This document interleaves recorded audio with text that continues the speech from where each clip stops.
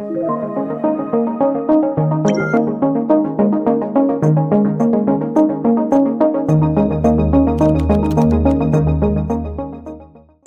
come from a very crypto background for 9 years, been in the industry. So I think this is still a huge step for the crypto industry, even though it might not feel like that. But I think, being a part of this conversation that we're having today with you is just a woo, it's almost a win. So I would love to touch a little bit on what you said on different geographies and different use cases, because I think it's very important to understand the economies right now, and that's why they differ and the needs for people in different regions. But before we go to that, on coexistence and co-working together, right? And do you think that regulations like MiCA in Europe and we have the Genius Act in the US, do you think that they help move this conversation along and move implementation along, or they kind of slow them down at this point? Well, I'm 100% believe that it's accelerating a lot because it created confidence for more traditional players to actually look into that space more seriously. I think there's one, without even talking about the security and like regulation for the sake of comfort of users, etc. I think it's just what I saw during last year is like move the needle how traditional financial institutions, being from banking or asset management, are actually started to look into that to that instrument being stable coins. Beyond, I don't take like a crypto part as a more investment asset management instrument. I'm not comment on that, but started to really much more seriously consider like how we should play about that. And I think because the regulation creates this level of comfort, it creates regulated entities like Circle, for example. I'm more speaking for Europe. Regulated entities also create, or other smaller stablecoin issuers, they create comfort for users to start implementing. Because what matters in stablecoins is like, first of all, reserves, I would say, and many other elements, of course, but like users need to be sure how this instrument is being operated in order to start using it at scale. So I think regulation brings scale. It it does sound true, right? Because it makes it understandable for everybody involved, including the companies, how to operate and how to provide that service, and for customers and how to use that and whether it's legal or not. Michael, is this your experience as well? Like, for instance, with WeFi, that regulations help shape how you approach the business, or maybe they kind of stale, or the compliance is so stiff that, because I know that from experience that compliance could be a pain in the back. And so is that your experience with regulations in terms of the crypto industry? Yeah, my experience is based on different projects where I see that with the stricter regulation, so it becomes more with operational discipline. So if we're talking about the finance and regular people who don't want to be afraid of something which is not transparent, the regulation plays a very good role here. So they make it from the position of the strong risk management, like compliance is a part of it, monitoring is a part of it. So everybody hates the compliance where they could potentially block some sort of the very fast initiatives, but finally for the large scale, it makes more clear governance and long-term thinking in the region, in the products. And I have a lot of very, very nice examples where because of the new regulation, more transparency comes, and because of that, we see the stable coins become look and feel more like a fiat. So it's kind of the same electronic money, but on a different operational platform with the different operational expenses, with the more advantages to move faster, be more transparent, etc. So this is evolution. And we need to just make sure we go in with this regulation to the right way, which I think it's just a fact. So it's become more popular also because the regulators make it more secure and more safe. It is true, and thank you for that. It's just it differs a lot from the overall sentiment in the crypto space. That regulation is not something that the community might be welcoming easily. But I'm glad to hear that people have different opinions on this because I would Yeah. agree. By the way, and Christine, do you remember how it was perceived in the beginning? So it's kind of the regulation was very transparent and clear. Let's block it.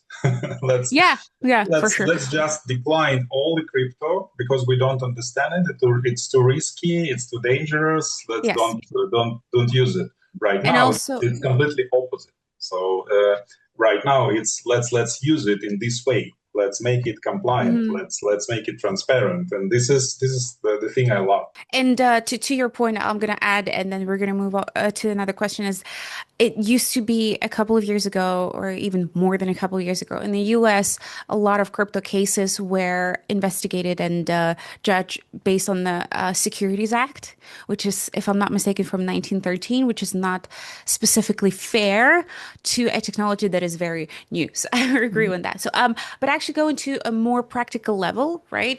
According to a Visa report, I've used Visa in 2024, because we don't have fresh data at the moment, but 905 billion dollars were used in remittances all over the globe, right? Hundreds of millions of people, expats, digital nomads, immigrants use this kind of way to send money back to their countries, right? I would love to know how fast and how expensive are cross-border payments today. So let's put it that way. I think it become there's never one answer that fits all, depending which Mm, geography, which corridor, etc. So they're definitely very different. We play in a cross-border payment for a while. We have a platform also which sends money today with cards, accounts, and mobile wallets. So we're taking this place seriously. I would say since the beginning of Visa is connecting people, geographies, and businesses to be able to spend. So now, of course, what the way we were kind of talking about this very very often is there are many things which were solved, and I think we solved quite a lot in the cross-border payments. Is you can actually travel and pay instantly and actually get your good and service when travel somewhere because you have messaging system which work instantly. And so that's why we as a consumers can benefit from it. However, the settlement rails, the settlement finality doesn't happen instantly. It takes several days, especially when we are in a cross-border framework. and And it's also intermediaries, right? It takes days exactly and many intermediaries. intermediaries, like depending which country you are, depending how many correspondent bank you have. That's why there is no single answer to that. There's Mm, definitely inefficiency which exists because the systems processes were like batch way down, etc. So we know there is inefficiencies. I think it's commonly accepted fact, and mm, so that's also the place where we introduce stablecoin in our mm, set of technologies and set of solutions that covers cross-border payment. So we were saying there's a way, look holistically, which solution fits best. And now the big move which we are making and made announcing it end of last year, we're introduce stable coins to our money movement platform. Exactly mm, to give the ability to send money to the stablecoin wallet, to the crypto mm, wallet, basically connecting to our previous conversation, our client, which may be a TradFi working only in fiat, mm. using our platform, being able to send stablecoin to the recipient address. And I think this is super important, and where we position ourselves is actually connecting the two worlds, because I believe personally, and that will coexist for some time, because we Mm. have infrastructure layers, platform layers, interfaces layers, which need to be solved across the globe. So we can say, no, there's a different technology which took over everything. But do you think in that sense, stablecoins could potentially replace any other currency in this particular direction, cross-border payments, or it's impossible at this point? I mean, we will see. I think to the previous point that Michael gave is there are multiple stable coins, there are multiple currencies, there are multiple blockchains they are running on. I think there will be a lot of, we will live through a period of proliferation of different stable coins. And then we will see some of them winning, maybe consolidating, we'll see. Because today, even if they think about all initiatives on a digital money, we have private initiatives launching stablecoins, we have consortiums starting to play in stablecoins. We also have cross-country initiatives trying to think about what digital money format can win. So I think there will be many things happening around. Definitely stablecoins connected with the strongest global currency have a very strong potential, but then issuers will be different. So we'll see which one wins. To the point is use cases matters, distribution matters. Fair. That is a very fair point. And thank you for that.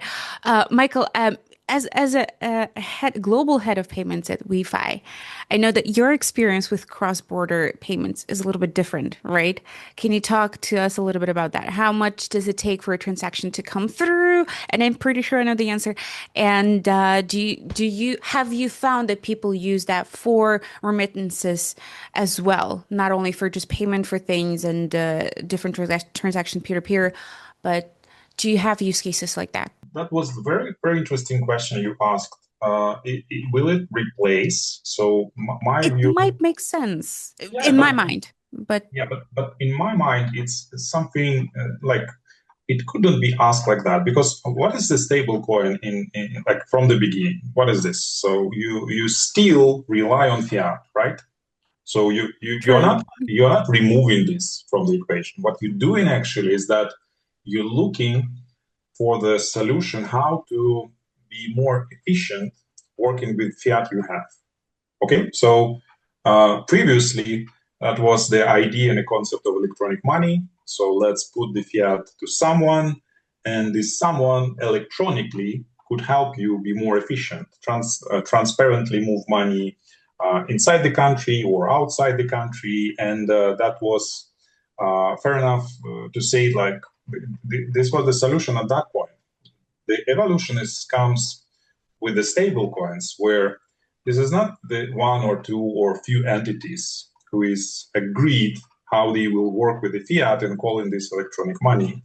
This is some more wider concept where you always remember that every coin, this is the stable coin, every coin connected to the fiat amount somewhere. Okay, and this somewhere is secure, regulated, as if financial institutions should be. But with the stable coin, you could do a very important thing Alexandra just mentioned. So you could give to the big corporate companies working globally directly to the person, transfer funds almost immediately and make them available. Before that, it was the problem, which again Alexandra mentioned, is that even if digitally formed recipient that, hey, you have this amount of money, the problem is that how to make this settlement happen immediately. Because in reality, the settlement happened the day after, it always the time lag. And for the financial network, this is very critical and important, because there are not many ways how financial institutions could credit the user. So it's a different process. It's not a debit money anymore. With the stables, with the crypto blockchain, it works like a real natural debit platform. There is not like even technical possibility to put a minus into the account. So you should actually be able to transfer money in the very short period of time. And stable coins with the blockchain infrastructure give this opportunity to anyone, not only for the P2P transfers, but also for the corporate. So, and it looks like you're still working with something you know already. So it's a stable coin connected to the fiat account, currency, but you actually receiving the funds and value almost immediately. And this is something when it comes to the Visa and big infrastructure players become very, very, very important, because you could scale from this part. If Visa could transfer to you money immediately everywhere in the globe, so it proves that with the new technology, the funds transfer could be really global without a delay, which is critical and important. Again, cost efficiency. So you don't need Yeah. to pay, you don't need to wait, you don't need to put a credit to the customer's account. You actually receive the money, which is very interesting to have in the future. So many points I'd like to address and follow up, but unfortunately we don't have a lot of time. But in the end, I think there are going to be different options, and you give people a choice, right? On which option would you like to use. I guess that's the symbiosis in the end.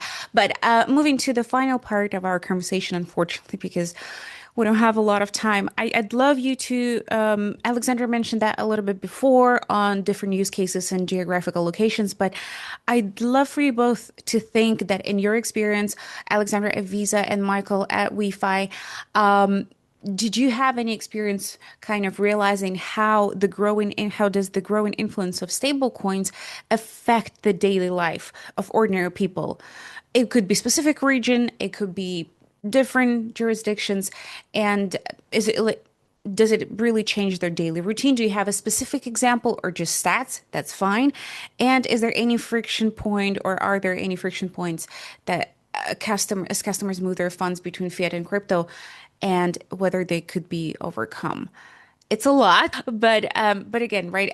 The first part is, do you have any specific examples of how using stablecoins in ordinary life, thanks to your solutions, both at Visa and WeFi, how is that changing someone else's life? That's a big one, Alexandra. Or maybe you have some stats that. I don't think I have like stats in my head. I can give an example. And again, I'm covering European region. I think I will be less a witness of No, but that's fair. changing regular lives. Hmm.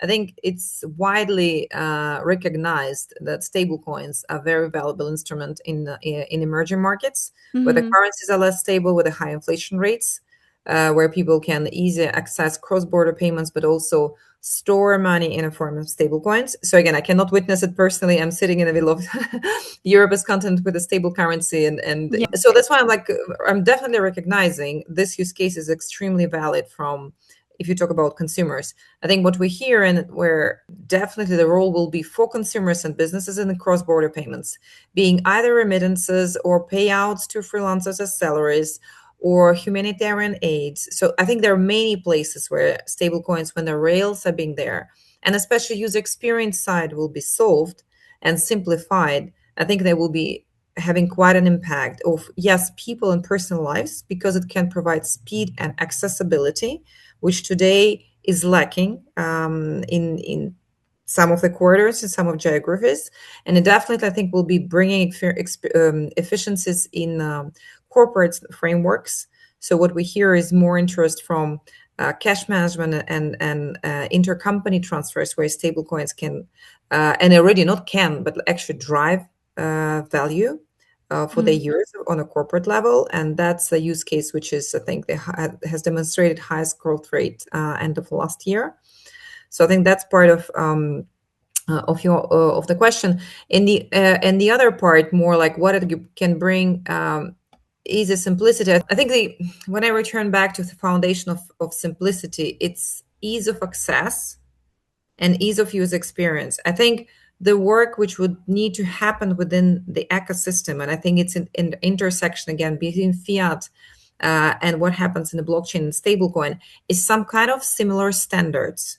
Because today we have multiple blockchains, we have multiple stablecoins. I think one of the thought which I quite adhere to is, I think we are like in the early days of internet with different protocols running around, and so that's why it's not that easy yet to communicate. I think Hmm. when that path is solved on one side, and another part, like I think a better abstraction for the users of some complexity which remains today of using custodial self-custodian wallet. I think one those two things solve or evolve, not solve. I don't think we can solve forever anything. It's like evolve towards a simplicity and unification.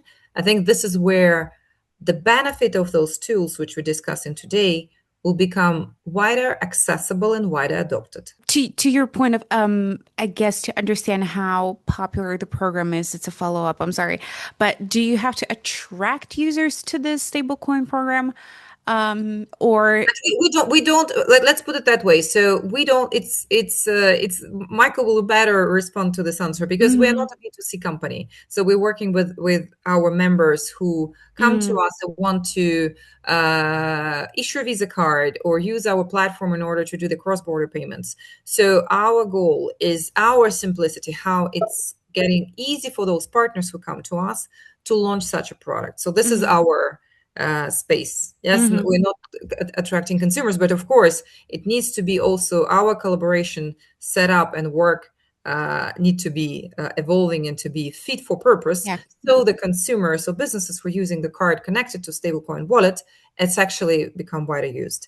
But to your point, today we rather have like a lot of demand towards those programs. So I think Mhm. we definitely see good traction across the world. And thank you. Yeah, fair point. I'm sorry about that. Oh, all right, Michael. Please, it's your time to shine.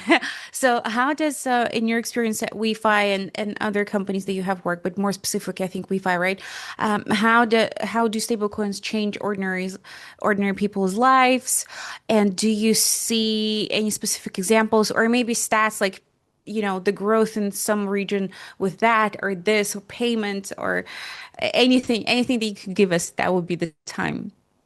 Yeah, we have a very, very good example. I think we just need to look on our community. So how they use stable coins right now, like this part of the finance give them ability to invest, ability to earn, ability to move money to the place where they really want them to be. And the like they have an access to the platform which makes money work on that.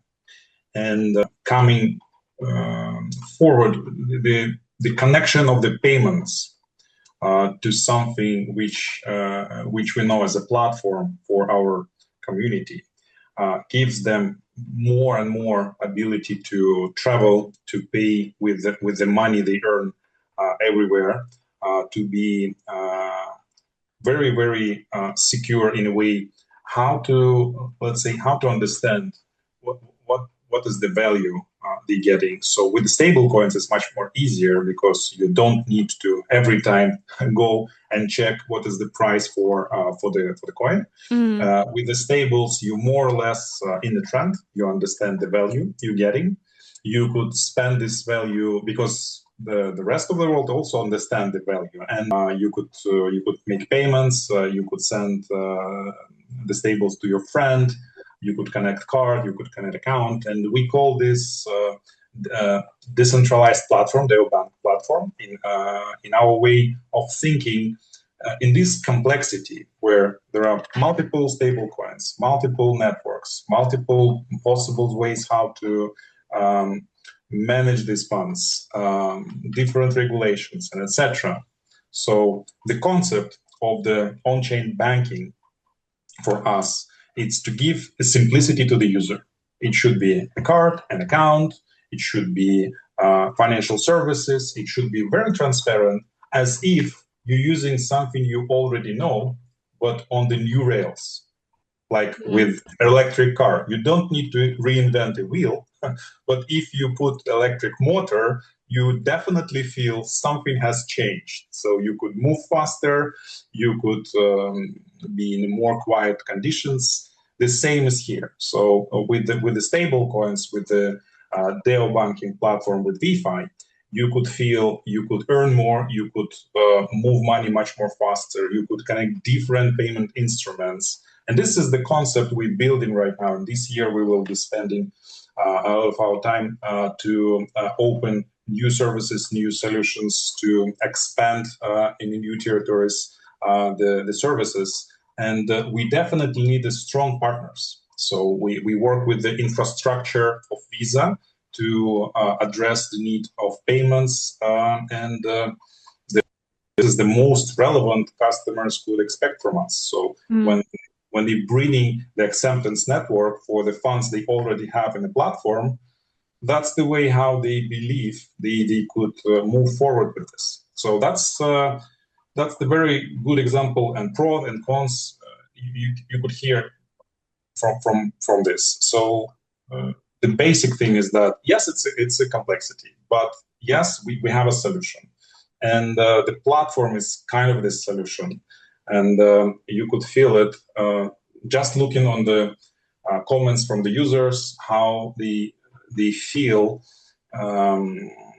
their life become better once they get a card, they make payments, they could earn money with the platform, and combination of this make them happy. Well, it does sound very pleasant just to have a seamless experience like that and use crypto and not pay a lot of commissions on every single transaction and have limitations like that. But I can ramble on it for a very long time. And thank you for touching on your plans because that was exactly my follow-up. Before I ask that question to Alexandra, I know, Michael, that WeFi is planning to, is that okay for me to ask, are you going to tackle Europe as well? Is that the region that you're looking into? And I also remember you potentially coining a new term. Is that correct? Is it not neobanking or something else? Am I asking that right? Is it something that you could talk about publicly at this point? About new like the potential expansion to the regions. Yes, I think it's good to know that Europe is one of the like biggest market, and with the conditions we discussed already, the regulation, the Mm, structured way of doing business. There are a lot of clients there, so we believe it should be available. It should be enabled. We want to bring our services to Europe. We're also considering other markets. With this coining concept, can you be more specific? What do you have in mind? I'm not even sure if you guys planning to say that. It's just there is a new term that has been thrown around by the WeFi team in terms of neobanking, but not something like that. But maybe it's just not out for the public yet. I'm not gonna say. So That's how innovation works. So all right. with All the, right. with the So fintech, they as fast as possible, even all right. designing new terms for the services. Yes. So I heard it behind the scenes. Maybe it's not public yet, so I'm not gonna say, but just follow the That's fine. WeFi community to find out. And Alexandra, the last point, and I'm gonna let you guys go because I know you have a lot of things to do, but thank you so much for your time. Any plans, any other more bigger plans for Visa and stablecoins and or crypto in other senses? Any juice that you can give us for 2026? I think like what I can definitely say is that we will be continue on this direction, bringing stable coins in different parts of our business to enhance our network, to enhance the experience of our clients, and to the networks and platforms. So it start to be like really interconnected. I think that's the path we're going towards, and we Mm, continue working like a big part which we're actually doing today. And I know it's less transactional, but it's still we do a lot on a consulting side because mm, to my earlier point, the regulation unlocked a lot of interest and a lot of traction for traditional players from like largest financial institutions to the fintechs and merchants and acquirers, etc. So we're working a lot with that group through our consultancy practice. We created specific stablecoin consulting practice actually to work related to the use case and to help understanding, because I think it's so important what we're discussing, but the scale matters. What matters is who own the clients, and we have already a huge financial ecosystem who has a client relationship just historically. So I think the big part of what we're doing is we need to embrace, like we were always an enabler of the broader financial ecosystems and the payments. And I think mm, we continue moving with this enabler role. And we're not saying, oh, this is not valid anymore, let's build something new. I think our role as Visa is always embrace providing and enhancing and help scaling to our clients, no matter the new technology and new geography. This is where we see our role as a huge enabler with a global scale, with the security as a mindset, no matter which technology we bring forward. mm. And I think this is our, I would say that that's a big play in coming couple of years, so that what we're discussing can actually happen. True. True. And good luck with that. Looking forward to seeing what both of the companies are going to bring. And thank you so much again for your time, for your wisdom. Thank you for sharing that with us. And yeah, again, as I mentioned, good luck building, and hopefully we will be having this amazing conversation very soon. Thank you so much.